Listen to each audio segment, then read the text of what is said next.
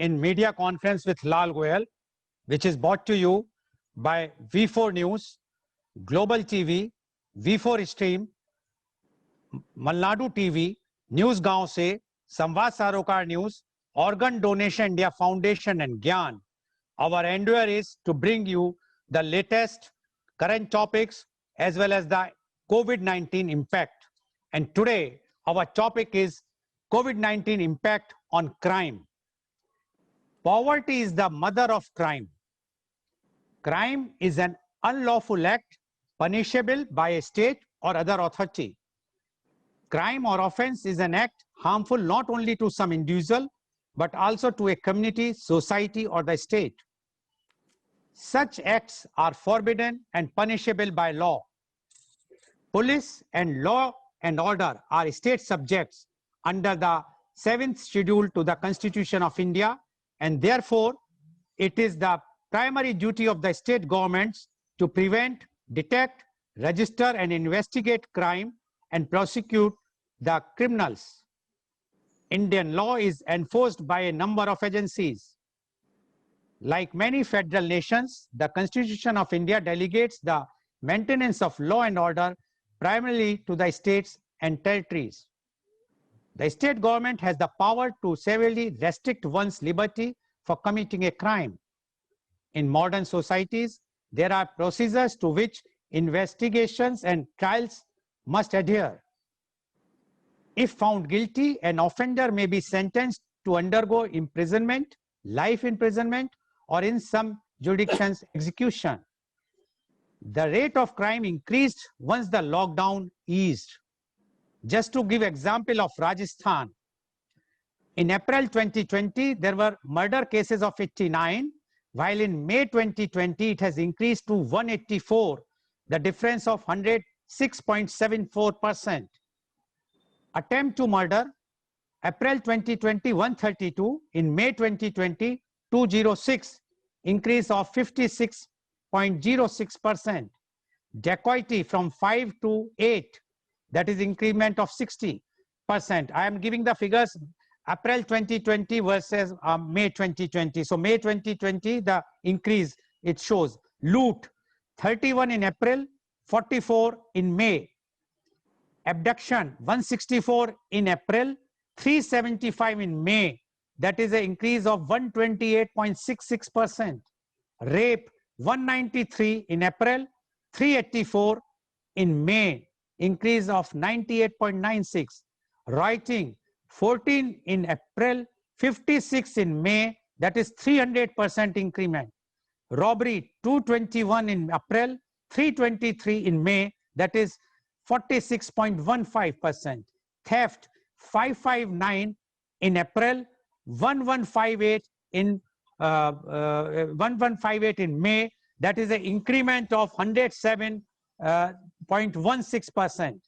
And others, 6302 in April and 11169, that is 11,169 in May, increment of 77.23. Total crimes in April was 7,710, while in May it was 13,907, an increment of 80.38% only in 1 month, first month of unlock from April to May. Just to give an example, I got the figures of Rajasthan. Other states have not uploaded, so I cannot give those figures. These are authentic figures which has been uploaded by the Rajasthan government. Now, how will COVID-19 affect future law enforcement and how will new patterns of crime be managed, especially given that the virus is here to stay for a long time? And today, to discuss this, we have a very elite panel with us. We have the psychiatrist, we have a former ADGP, we have a serving police officer, and we have a leading advocate with us. Now I will go to our next guest. She is Miss Aishwarya Sagar IPS. Miss Sagar is ASP Murshidabad, West Bengal. Hailing from Kerala, she did her graduation in economics and history from Lady Shri Ram College, University of Delhi. She wrote several articles and received many awards. She recently been awarded as on her essay on India's internal security challenges by the Sardar Vallabhbhai Patel National Police Academy. Welcome, Ms. Aishwarya Sagar on our show. You being a serving officer, an IPS officer, we would like to know the COVID-19 impact on crime. Ms. Aishwarya Sagar, please. Good morning, Goel sir, and good morning to all my respected co-panelists. I'm so glad to attend this panel with all of you. So the topic especially, I'll just stick on to the topic of the impact of crime during COVID, like what happened before that and what happened after, especially the lockdown time. So I'll just stress on one point before starting. In any society, we can't take crime out of a society because whenever people gather together, whenever there is inequality, crime is bound to happen, and that's why police is there. And as a serving police officer, I should say that the police, the main function of the police is the prevention and detection of crime and the maintenance of law and order. So to take from this point, I would stress on what Chaturvedi sir had stressed upon. He had stressed upon like three particular points, like first starting from like how the crime is classified, starting from the bodily offense, then moving on to the property offenses, and then cyber crimes. Let me stress upon these 3 points first. Starting with the bodily offenses, I would take the 2 time periods. One is during the lockdown and one is post-lockdown. So during the lockdown, it's as my co-panelist said, I agree with the point that bodily offenses had hit a rock bottom during that time. Because the people, the much of human interaction was not there during that time, that is for sure. But one point that we all often tend to ignore was the policing, that the night patrolling, the policing was on the streets. The police was down there, like when people were there in the lockdown and sitting at the home, the policeman was there on the streets. So everywhere, the visible police appearance during that time was one of the main reasons behind the bodily offenses coming down, especially that is related to murder and all. So the detection, the intelligence and everything, it's not that I'm saying that the pre-lockdown period, the intelligence was until though like the murders were not prevented. It's not like that. The interactions, it is the possibility of the visible victim on the street. When you don't see a visible victim, these things like automatically comes down. So that was the point that happened at that time. And the bodily offenses, even if I say that murder and attempt to murder were low during that time, I can't ignore the fact that the crime against women had hit a high. The domestic violence cases had hit a high. So I am comparing this point, it's not just from the point of urban India. We also have to think it from the point of rural India, when the migrant laborers and the people who don't have, like they were daily wage earners, like they don't have the opportunity for their employment, they don't have the opportunity for their salary wages a day, and they were sitting at home. I agree with the point that the mental pressure was burdening up, and this led to the most possible victims are the women at home. So the domestic violence cases had hit a high during that time. And this process was continuing all throughout. Like the thing is, like when you sit at home for a population, for a crowd who is not used to sitting at home, and finally you are like compulsorily making them sit at home for a lockdown time, you can't give an immediate answer to them. So these kind of tensions and frustrations within themselves, it led to the crime against women, and that was at a high during that time. And the lockdown period, since we were serving during that time, we could clearly understand the women coming to the police station. But I differ with one point that the police is not approachable. The women were the people who were approaching police during that time, especially during the lockdown, and the complaints that were raised by the women were increasing. And one fact, sir, you have given the point of the crimes numbers that you have reported. The numbers which you have said, it also occurs due to the reporting of the crimes during that time. The police were approachable and the people were coming up with the crime figures, that is. And one more thing, I can't comment upon the crime figures during right now, because as a serving police officer, we should get the record from NCRB. Unless the NCRB publishes the data, I can't comment upon the data. So to begging to differ on that point, I would now move on to the property offenses. Now the property offenses, sir, during the time of lockdown, when every shop was closed, every jewelry was closed, every textile, everything was closed. During that time, when people were returning to their homes without job in their hands, so that time, we were doing proactive policing. Usually at the time when, because the burden of the police is increasing day by day, we always tend to reactive policing. But proactive policing so like a much bigger hand during that time, because because we knew in beforehand, because people don't have jobs as wages in hand. This is like going to have an impact on crimes or increase in crimes, including the housebreaking, burglary, theft, and robbery. This is bound to happen.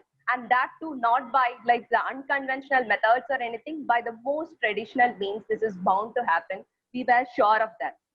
So during that time of lockdown, to prevent the property offenses, we were into proactive policing of monitoring each and every shops, like in our locality, each and every shop. The policemen there were like every night, the policemen were there monitoring these shops, monitoring the ATMs there, and these kinds of things were happening.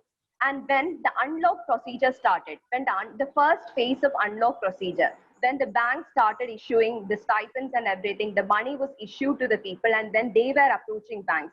That time, the snatching and everything happened during that time, when people were like money from the banks when they were returning to their homes and all. Snatching and theft started during that time.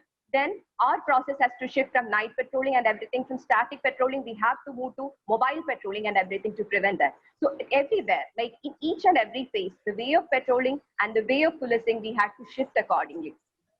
And the same unlock procedure which is continuing over time, this also happens with the shift in policing. Every time policing has to change in accordance with the time, because we have to anticipate what is going to happen, and then we move on accordingly. So this is how the property offenses and everything takes a turn. Now I'll come to one important point, that is cyber crimes. Cyber crimes is one of the things which increased maximum during this lockdown time.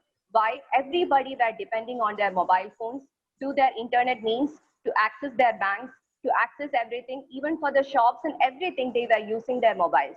That is like this time, like the digitalization so high during this time, that we can't differentiate between urban and rural India. Everybody had a smartphone in their hand. So these kinds of things, like spamming and phishing, were the main crimes during this time. The phishing calls that people used to get to the, like, especially in the rural India, we used to get the maximum number of cases when people will call and ask, like, we are from banks, we need your OTP, we need your card, the CVV number, everything. And the people unknowingly, like, hearing that, like, we are from the authentic people from the bank, they started giving these kinds of things. And then to trace these people during that time, because mainly in the cyber crimes, to locate a criminal, because the criminal is in an unknown arena. Because when it comes to property offenses or bodily offenses, locating of a criminal, okay, this is a person, you can locate it easily. But when it comes to a cyber crime, it requires a lot more effort to locate the person, because the person is unknown here. So these kinds of things, the cyber crime, like, just increased its domain. Like, I can't just limit it down to spamming or phishing, because spamming and phishing were much there before the lockdown itself.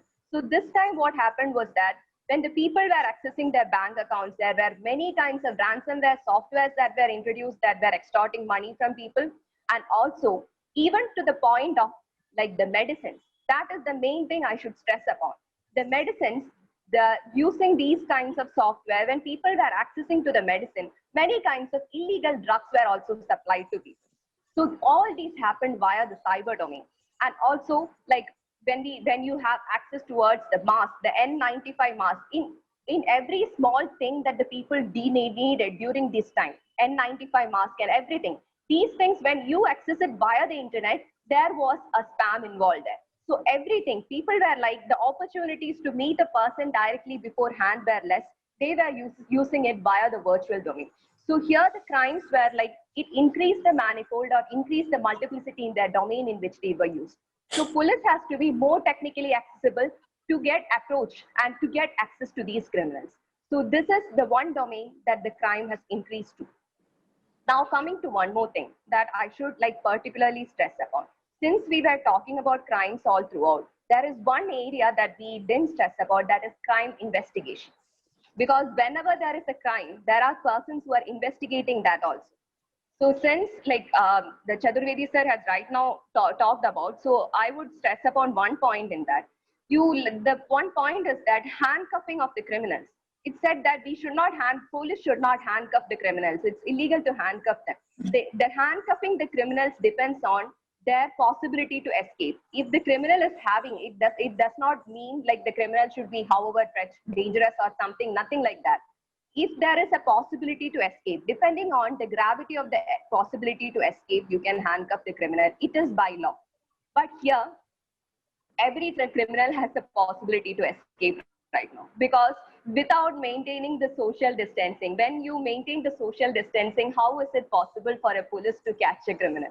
Because when you arrest a person, you have, according to law, you have to touch the body of a person to arrest a person. When the social distancing is there and the COVID is the norm of the day, the policeman, who is a regular human being, it is impossible for him without touching a person to arrest a person. So how can a social distancing be followed there? So policing also has to change its norm and everything. Actually, the law has to change and modify according to the norm that COVID is the norm of the day to support policing right now, which is not happening. So the criminal investigation, since during this time also, like all these, like I can't say there is 100% conviction or the 100% detection in the crimes during this time, because much of the focus of the policing that shifted to the COVID, the maintenance of lockdown, and so many things that were shifted to. But still, there has been crime prevention and detection during this time. There has been detection of burglaries, dacoities, everything during this time. It's not that the policing came to a standstill. But the thing is that the law has to be modified according to keeping in view that the COVID is the norm of the day, and then the policing has to be supported for the prevention of the crime. And then I'll just tell about one point. Crime can be prevented from a macro level and not from a micro level. Micro level, it has to be within the community going down to this, like the different groups, and then coming down to the family. And it is not possible to classify each and every person into one domain and like to like according to their virtues and all, because as a serving police officer, I don't find it like easier from this. This will take, it has been like 70 years this is happening, and over the years the process will continue also, because education and everything comes as a point of view in that. Only thing is that the crime can be prevented at the macro level. So when you consider the society at the macro level and when you consider the crimes, it's not like the crimes were there actually before the lockdown, crimes were there during the lockdown and after the lockdown. Only thing is that I do agree with the point, when the human intervention, whenever the human intervention lessens, the crimes also lessen. The most relevant example of that is the road accidents, because there has been like examples from all over the country where the road accidents were at its peak. When vehicles doesn't come on the road, like there is no point in road accidents at all. So this is the point that happened. Like whenever like something is available in abundance and when it comes down, the crime automatically reduces. But from a point of view of the policing, crime can't be taken out of the society. The crime will continue. So the COVID, what it has to be, what we have to understand is that till the vaccine comes up and till everybody gets immune to this kind of a virus here, we have to accept it as the norm of the day, and we have to move on with the society as a society, and we have to understand that it is not something new that is happening right now. It's not these crimes that are rising right now. It's like that we have to accept it as a norm of the day, and policing as a community is there to prevent the crimes, and they are trying their best also with all these limitations which is available at this point of view. Policing is trying its best to prevent the crimes also. So that is what I have to say. Miss Aishwarya Sagar IPS, and she has very clearly mentioned that it is not that we should think that only because of the lockdown the crime has gone down. It is because of the effective policing. Yes, I do agree with Miss Aishwarya, because the rating of police pre-COVID was about 29%, but during the lockdown, the rating has gone up to 70%. The people who have voted, they say that they have full faith in the Indian police, and that has gone up to 70%. And she said that because the police was there, although during the lockdown, the shops, the commercial organizations, the malls, they were all been locked, but it was having more chances for the burglary and loot. But because of the effective policing all over India, no such incidents took place. And that is why, because she has said that because the people were jobless, they were having no money, and they are going back to their homes. At that time also it can happen, but because of the effective police all over India, nothing has happened. And he has also mentioned, she has also mentioned about the domestic violence. She says domestic violence has increased, and she is not agreeing what Dr. Anand said. And she says, no, it's not like that. The reporting was less, rather reporting were more. And that's why the figures which has come out, which I have read in for the Rajasthan figure, is because the reporting is there. And the police is doing the policing very effectively. But she also said there are limitations, and one of the limitations is about the social distancing. If a culprit is arrested, or then how to arrest, because as per the law, one has to touch the body, the police person has to touch the body, then only the accused is called to be arrested. But because due to the social distancing, one cannot do it. After all, the police is also a human being. But there are so many things which the police people have suffered, but in spite of that, they have tried to control. And according to Miss Aishwarya, the crime will remain. Whenever there is a society, crime cannot be removed. But if we have to control the crime, we have to take the macro control, not on a micro basis, because we have to see how it is the society, because it all depends, the crime depends how the society is behaving. So according to Ms. Aishwarya, it is because of the effective policing that during the lockdown also, if the crime has come down, it is what the main reason is the policing, effective policing. Thank you very much, Ms. Aishwarya, for giving your views. And I can say, yes, these are the views from a serving police officer, very frank views, and you have given the real picture, which, to be very frank, till now we were thinking that because we all were locked down in the rooms, houses, that's why the crime has gone down. But the real picture which you have said is, it is one of the reasons, but the main reason is the police was effective, because there were night curfews everywhere, the police were there. So that is one of the reason. The main reason is that effective policing. Thank you very much, Ms. Aishwarya, for giving your views. And now I would like to ask Ms. Aishwarya, you have mentioned that during the lockdown, so much policing was done. So due to heavy duty of police in COVID time, as well as many police personnel suffered and few died because of Corona. Do you think now police, now after this post lockdown, police is not in position to keep crime in control? I would say that it's not like the policing has changed or the police is not in a position to keep the crime under control. There is nothing like that. The only point that is involved here is that the police administration has a tough time at hand to motivate the morale of the entire police force. So the police administration has a tough time right now. Because the thing is that when the police personnel are going back to their homes and facing their families, they are like isolated, completely isolated sometimes from their families, because when they get in touch with their families, they also, like, there has been many cases of the families coming in contact with them and they also contacting the disease and the virus, and many casualties occurred due to that also. So the thing is that now the duty of the police administration is to keep the morale high of the police force, to continue our daily. Our bread and butter is like prevention of crime and maintenance of law and order. That is our bread and butter. But to maintain that and to keep them under the society, to uphold the norms of the society and everything, the police force has to come together. So keeping their morale is like the high is there right now the point of view. And one thing I can assure is that, like, whatever troubles happen and whatever like pandemic situation or whatever crisis is there, a man in uniform, like, I should not say a man in uniform, the person is uniform. As a woman, I should not say that. The person in uniform is always a solace to the society down there. Whenever a crisis occurs, like, I might sound metaphorical, but I'm simply saying that from the point of view of a normal citizen of this country, sir. Whenever a crisis comes, the first we'll call upon God. If you are a believer, you will call upon God. That is the first thing. The second, when you see a police like person in uniform standing over there, it's a solace that something good will happen. Like, I will be safe from this situation.